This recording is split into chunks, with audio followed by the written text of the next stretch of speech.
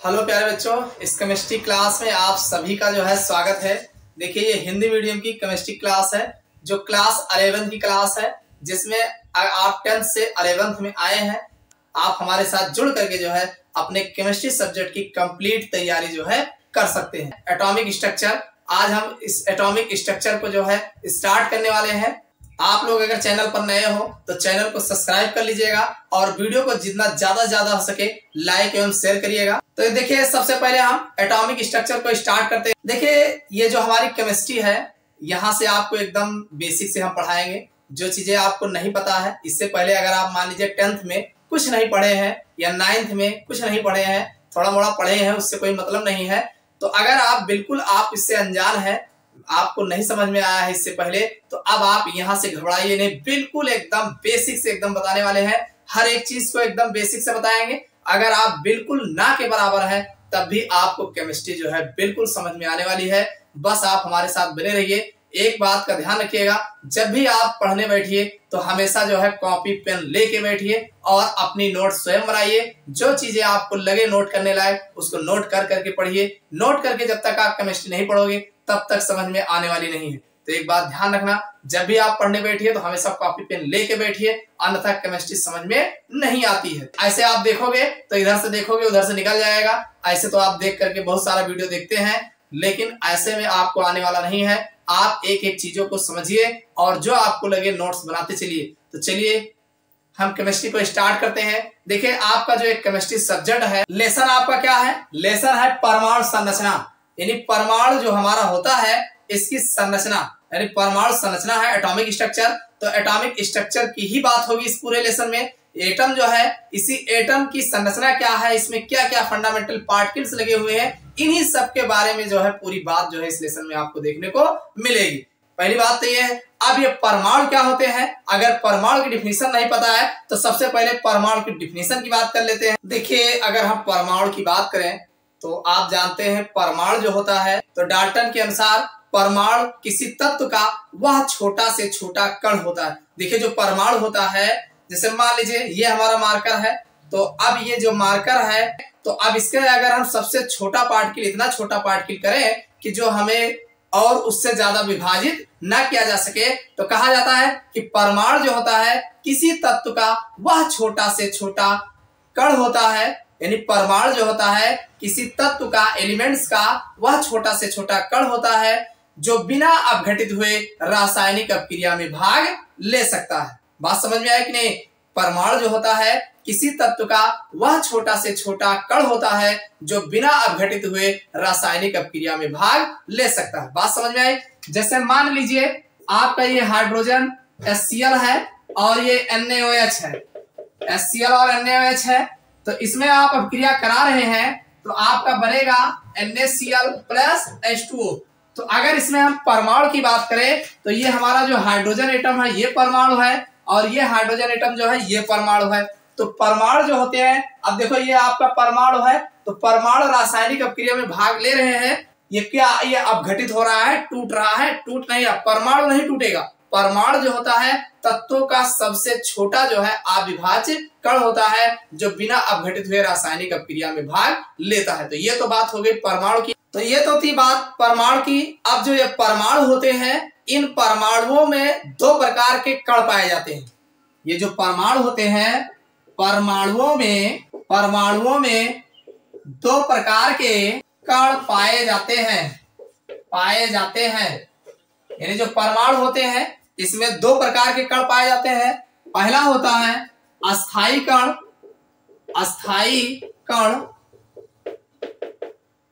अब ये जो अस्थाई कण होते हैं इसमें इलेक्ट्रॉन, प्रोटॉन तथा न्यूट्रॉन। भाई, जो अस्थाई कण परमाणु में पाए जाते हैं वो इलेक्ट्रॉन, प्रोटॉन तथा न्यूट्रॉन होते हैं। और दूसरा होता है अस्थाई कण वे कण होते हैं भाई जो अस्थाई कण होते हैं, इलेक्ट्रॉन, प्रोटॉन, न्यूट्रॉन होता है, इन्हीं के बारे में आपको पढ़ना है। अस्थाई कण भी होते हैं जैसे एंटीप्रोटॉन, मेसॉन या पॉजिट्रॉन। आदि। देखिए अस्थायी कणों में बहुत सारे कण आपके मिल जाएंगे, इसमें से एक दो आप जानिए, एंटीप्रोटॉन, मेसॉन, पॉजिट्रॉन, ये सब आपके अस्थायी कणों में आते हैं। तो देखिए परमाणु जो होता है वो दो प्रकार के कणों से मिलकर बना होता है, एक अस्थायी कण और दूसरा अस्थायी कण। इतना कंफर्म हो गया। अस्थायी कणों में इलेक्ट्रॉन, प्रोटॉन तथा न्यूट्रॉन आपके आते हैं, अस्थायी कणों में एंटीप्रोटॉन, मेसॉन और पॉजिट्रॉन, इस प्रकार के कण आपको देखने को मिलेंगे। अब आपके जो सिलेबस में जो हमें आपको पढ़ना है भाई, परमाणु है, परमाणु में जो इलेक्ट्रॉन, प्रोटॉन, न्यूट्रॉन पाए जाते हैं, इन्हीं के बारे में डिटेल से जो है पढ़ना है। तो अब हम सबसे पहले स्टार्ट करते हैं इलेक्ट्रॉन के बारे में। सबसे पहले हम बात करेंगे इलेक्ट्रॉन की खोज कह दीजिए, और चाहे इसको डिस्कवरी आप इलेक्ट्रॉन्स अंग्रेजी में बोलते हैं, या जो है कैथोड किरण जो होती है उसी को इलेक्ट्रॉन भी कहा जाता है। तो आप इलेक्ट्रॉन की खोज करिए चाहे कैथोड किरणों की खोज करिए, ठीक, बात एक ही। इसको हम एक डायग्राम के माध्यम से देखिए, अगर हम इलेक्ट्रॉन की खोज की बात करें तो हम एक डायग्राम के माध्यम से इसको समझेंगे, और इसको आप समझ करके आप स्वयं लिख ले जाओगे, बस केवल समझ में आपको आना चाहिए। देखिए इलेक्ट्रॉन की खोज कहिए चाहे कैथोड किरणों की खोज कहिए। अब इसे कैथोड किरण क्यों बोलते हैं? देखिए जो इधर इलेक्ट्रोड लगाया जाता है वो निगेटिव पोल्स होता है, और इस निगेटिव पोल्स को हम कैथोड बोलते हैं, ऋणात्मक पोल्स को कैथोड कहा जाता है। और दूसरा जो इलेक्ट्रोड होता है वो से हम उस पर धनात्मक पोल होता है, तो धनात्मक पोल होने के कारण उसको एनोड कहा जाता है, ठीक। और इस देखिए ये जो सिस्टम होता है, ये जो कैथोड और एनोड दोनों सिरे पर लगाए जाते हैं, ये हम विसर्जन नलिका में लगाते हैं। किस में लगाते हैं? ये हमारा है विसर्जन नलिका, जिसे हम बोलते हैं विसर्जन नलिका, डिस्चार्ज ट्यूब भी कह सकते हैं इसको, डिस्चार्ज ट्यूब, या हिंदी में समझ लो ये विसर्जन नलिका होती है। और इसके मुंह को जो है वैक्यूम से बंद कर देते हैं, यानी इसका अत्यधिक कम दाब पर जो है इसके मुंह को जो है वैक्यूम से पैक कर देते हैं कि बाहर से इसमें आवागमन न रहे। इतनी बात समझ में आई भाई? एक आप ऐसे कह सकते हैं, इसको लिखेंगे कैसे? देखिए जो जे थॉमसन थे और विलियम क्रुक और जूलियस प्लकर, जे थॉमसन और विलियम क्रुक्स, इन तीनों साइंटिस्टों ने इस प्रयोग को बारी बारी करके दोहराया था। ये जो प्रयोग था इसको बारी बारी तीनों साइंटिस्टों ने किया था। और इसके बारे में सबसे ज्यादा जानकारी, इसके गुणों के बारे में, इलेक्ट्रॉन के गुणों के बारे में बढ़िया जो सबसे ज्यादा जानकारी देने वाले साइंटिस्ट थे वो थे जे थॉमसन। कौन थे? जे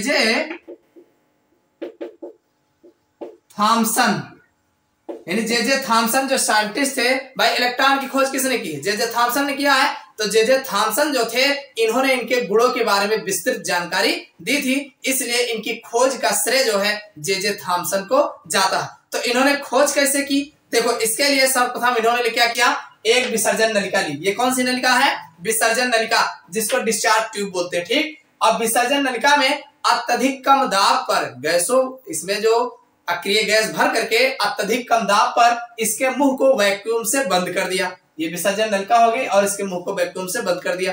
और इस विसर्जन नलिका में दो इलेक्ट्रोड लगाए। कितने इलेक्ट्रोड लगाए? दो इलेक्ट्रोड लगाए। एक इलेक्ट्रोड इधर लगाया, दूसरा इलेक्ट्रोड इधर लगाया। समझ में आई बात कि नहीं? और दोनों इलेक्ट्रोडों का संपर्क जो है एक जो है हाई वोल्टेज की धारा से जो है जोड़ दिया जाता है। दोनों इलेक्ट्रोडों को कहां जोड़ देते हैं? दोनों इलेक्ट्रोडों को ले जाकर के हाई वोल्टेज की धारा से जोड़ देते हैं, जो लगभग 10,000 वोल्ट के विभवांतर पर होता है। ये जो हमारा हाई वोल्टेज होता है लगभग अप्रोक्सीमेट 10,000 वोल्ट का होता है। इतना समझ में आ गया? अब जब इतने पर जोड़ देते हैं तो होता क्या है, जो हमारा नेगेटिव पोल्स होता है, कैथोड होता है, कैथोड से कुछ किरणें निकलना स्टार्ट करती हैं, कुछ रेज निकलती हैं, कुछ किरणें निकलती हैं, और एनोड की साइड पर दीवार पर जो है हरे रंग की दीप्त उत्पन्न करती है, यानी हरे रंग की चमक जो है, ग्रीन ग्लो, हरे रंग की छाया जो है उत्पन्न करती है। इतनी बात समझ में आई कि नहीं? यानी जब हम वैद्युत विसर्जन क्रिया कराते हैं, वैद्युत धारा प्रवाहित करते हैं, तो कैथोड से कुछ किरणें निकलना स्टार्ट होती है और एनोड की तरफ दीवार पर हरे रंग की दीप्त उत्पन्न करती है, हरे रंग की छाया उत्पन्न करती है। अब चूंकि ये एनोड की तरफ कर रही हैं, और तो जा कहां से रही होंगी? ये कैथोड से जा रही होंगी। अब ये कैथोड से ही ये किरणें जा रही थी, तो इसीलिए इसी को कैथोड रेस कहा गया। क्या कहा गया? किसके कारण चमक उत्पन्न हो रहा है? कैथोड किरणों के कारण हो रहा है, इसीलिए इन किरणों को कैथोड रेस कहा गया। बात समझ में आई। और ध्यान से, ये जो कैथोड होता है ये हमारा नेगेटिव होता है। कैसा चार्ज इसमें दिया गया है? नेगेटिव दिया गया। अरे हमने वोल्टेज दिया, हमें नहीं पता है प्लस लगाया है माइनस लगाया है, हमें पता है कि माइनस लगाया है, ठीक। तो अब ये चूंकि नेगेटिव पोल्स होता है और नेगेटिव पोल्स होने के कारण ही ये नेगेटिव कौन होता है? इलेक्ट्रॉन होते हैं। बात समझ में आएगी? तो इसीलिए इसको इलेक्ट्रॉन कहा गया और जे थॉमसन ने इसी इलेक्ट्रॉन के सभी गुणों के बारे में बताया है। चूंकि ये कैथोड किरणें पर ऋणात्मक आवेश होता है जिसे हम इलेक्ट्रॉन कहते हैं। तो इस प्रकार जो है इलेक्ट्रॉन की खोज जो है जे थॉमसन ने किया था। लिख ले जाओगे, कोई दिक्कत नहीं है। आप इसको ऐसे लिखना, सर्वप्रथम जो है एक विसर्जन नलिका ली गई और इस विसर्जन नलिका में 2 इलेक्ट्रोड लगाए गए, दोनों सिरों पर एक एक इलेक्ट्रोड लगाए गए, यानी 2 इलेक्ट्रोड लगाए गए और दोनों इलेक्ट्रोडों को जो है हाई वोल्टेज से जाकर के जोड़ा गया और इसके मुंह को, विसर्जन नलिका के मुंह को वैक्यूम पंप से जो है बंद कर दिया गया।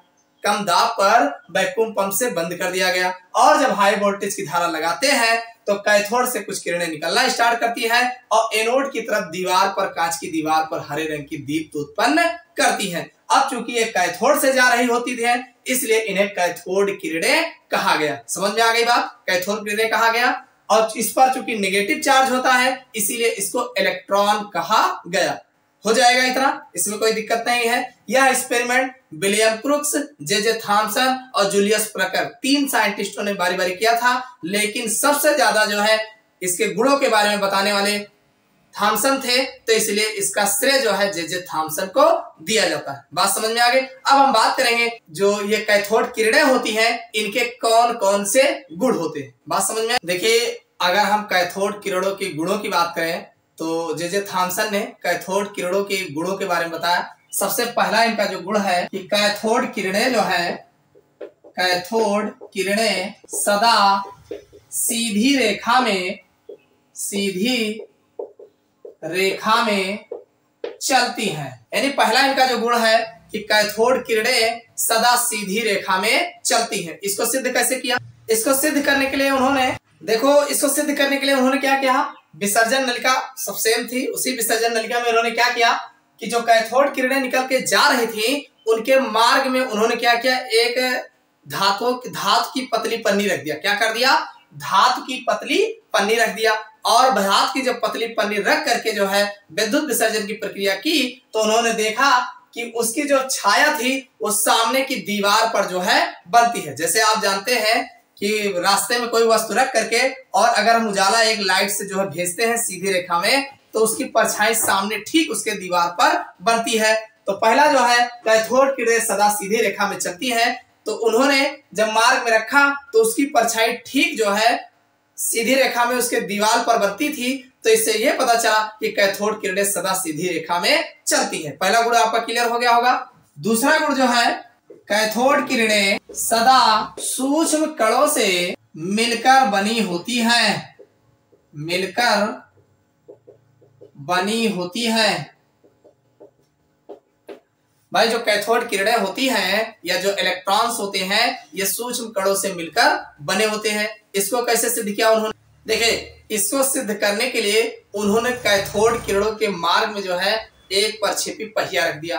व्हील जानते हैं ना, जैसे अक्सर आपने देखा होगा जो घरों में से गर्म वाष्प को बाहर निकालने के लिए यूज करते हैं। छोटा सा फैन रहता है जो छत के पास लगा होता है दीवारों में, तो ऐसे ये व्हील है, ये चपहिया टाइप में है जिसपे हवा लगने से जो है घूमने लगता है।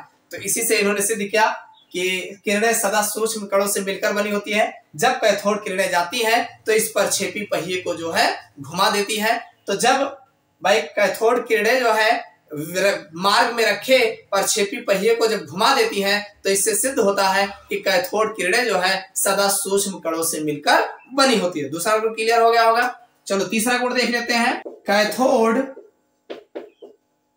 किरणों के मार्ग